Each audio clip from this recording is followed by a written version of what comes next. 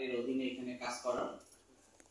তো স্যারকে আজকে স্যারের সাথে দেখা করতে এসে আজকে এই প্রোগ্রামে যোগ দেওয়ার সৌভাগ্য হয়েছে এবং স্যার যে আমাকে সুযোগ করে দিয়েছেন এই জন্য স্যারকে ধন্যবাদ। এবং উপস্থিত যারা আছেন সম্মানিত শিক্ষক, আপনাদের সবাইকে ধন্যবাদ এবং আপনাদের সহ।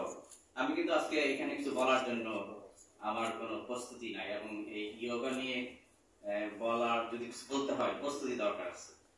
শুধু একটা কথা বলবো যে মেন্টাল এবং ফিজিক্যাল যে আমাদের স্ট্যাটাস সবারই, যেহেতু আমরা সবাই এখন আমরা জীবিত, তাই তো দুইটা আমাদের লাইফ, একটা মেন্টাল এবং একটা ফিজিক্যাল, এবং এই দুইটা ঠিক রাখা খুব দরকার।